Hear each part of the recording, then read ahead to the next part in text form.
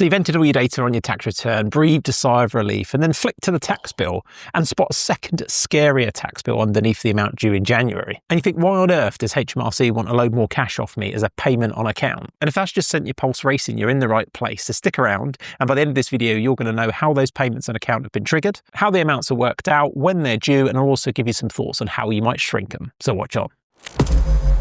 As a business accountant, my team and I spend all day long helping business owners on their journey. And as you can imagine, talking about tax bills and how to reduce them is all part of the day job. And when it comes to payments on account in a tax return, if this is the first time you're seeing them, then congratulations and welcome to the club. It might not feel like congratulations, but I often say tax is a success fee. So if we're making good profits, we're likely to pay more tax. The trick, of course, is to not pay any more tax than we absolutely have to. And so if you've been successful enough to trigger payments on account, it's usually because the tax bill for the year has been calculated in your return and the tax due is over £1,000. Quick caveat though, there are some circumstances where if you get most of your tax deducted at source, for example, in your day job, you might find then that even though your bill's over £1,000, they haven't asked you for these payments on account. But it's not that common in the world that we operate in with small business owners. So what are these payments on account then? Well, it can feel like payments of tax up front. When you pay them, they're actually paying down against the tax bill that's going to come with next year's tax return. And I'll show you a worked example of that in a minute so you can get your head around it, because I do think it's one of the harder things to understand. I know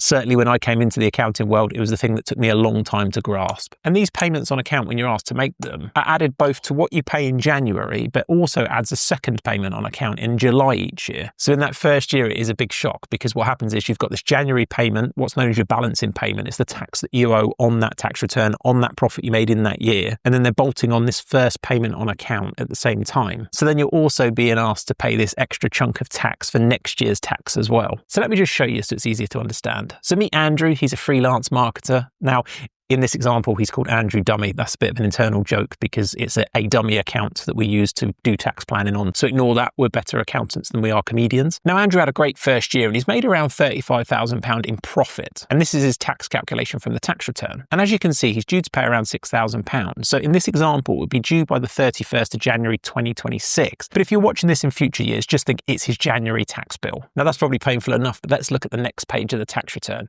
And as you can see, the amount due in January jumps from £6,000 to around £9,000. So a pretty big jump. And that's because HMRC are asking for this new payment on account. And you can see a bit further down, we've also got another payment of £3,000-ish now due on the 31st of July. And that's the second payment on account. And the reason it's £3,000, as we'll show you in a minute, is that they're predicting that you're going to make the same profit again. And they just take half of this year's tax bill and slash it into two payments. Pretty big difference. So let me show you how it interacts with the next year, because it's not all bad news. Now, for the sake of the example, I'm going to presume that Andrew made exactly the same profit and that the tax rates and the allowances didn't move. In practice, this doesn't happen very often. I'll show you that in action in a minute. But for now, we can see his tax bill is still around £6,000 a year, but we get to deduct what we've paid on account, so those two payments. So because the tax bill is exactly the same for this next tax year, he's actually got nothing due on the year as what's known as that balancing payment for January. However, because his tax bill was over £1,000, he's still asked to pay payments on account in July and Jan for next year. These will then be taken into account on the next tax return, and the cycle continues. So let me show you how it works in the following year. But this time, let's presume Andrew made slightly more profit. He's had a slightly better year,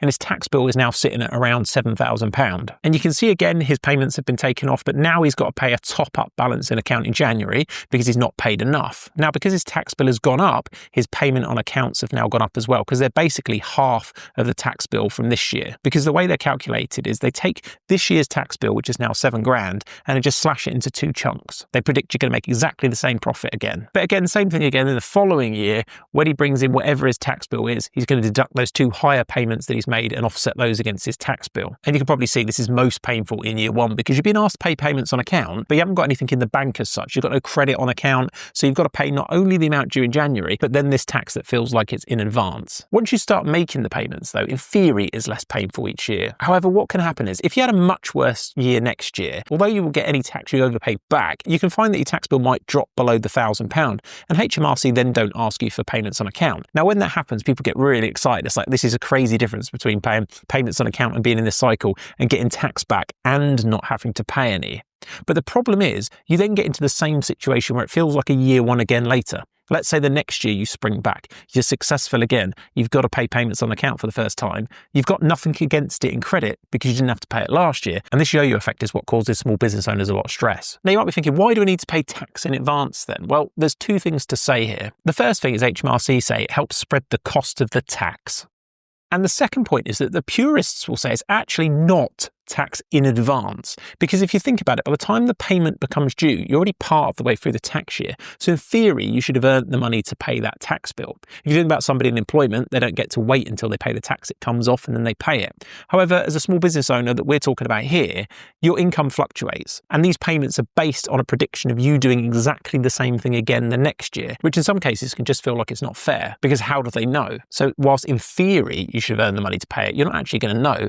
And the issue in practice is it's not how most people treat or plan for that tax bill. And because those payments on account are based on an estimate, it just doesn't feel like a great system. But we are stuck with it. From a small business owner point of view as well, it can actually drain your cash. You think of the cash flow of having to part with all this money all the time. It can take funds away from the business that you might want to use to help grow. And it's a problem, oddly, that limited companies don't have, which is a whole nother video, but it's one of the key factors that can sometimes make those more attractive. Tax savings aside, just being able to hold onto your cash longer can really help the business. It's a bit outside the scope of this video, but while the owner of the limited company might have to make some small payments on account, the actual limited company itself and the corporation tax bill is one chunk per year. Now, anyway, on the subject of making the payments, you might think, can I just not pay it? This is unfair. Well, sadly, the answer is no. If they're due and you don't pay them, you're going to be charged interest and or penalties. And as a side note, I would definitely set some reminders so you don't miss a payment date, speaking from experience here.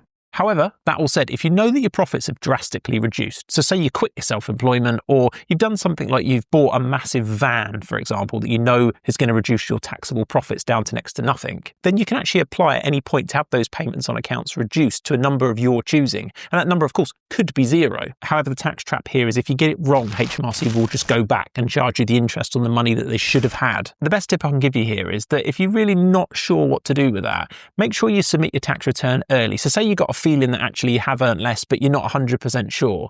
If you imagine your tax return window opens on the 6th of April each year, so you've done your whole year's worth of trading, your tax return line's drawn, you've now got all the way till January the 31st to submit it for most of you. But there's nothing stopping you doing it early. So what I'd suggest is that you actually do it early. And if it turns out that you have earned less profits and that July payment is either not as much needed or just not needed at all, the tax return, when you submit it, will automatically update it to the new figure at HMRC's end. And there's no downside, so they're not going to ask you for any more tax. So say actually you didn't pay enough, you're not going to be asked to pay any more tax in the July, just what you already know you're going to be paying, and the difference is paid in that balance in payment in the January. So submitting it early is always best practice, and it's good anyway because it just confirms your tax bill for the year. You got longer to plan. If you haven't been very good with your saving, at least you got time to adjust and get it sorted. I think nobody wants financial surprises just after Christmas. And if you're thinking, well, how do I go about saving for that tax bill? Then watch this video.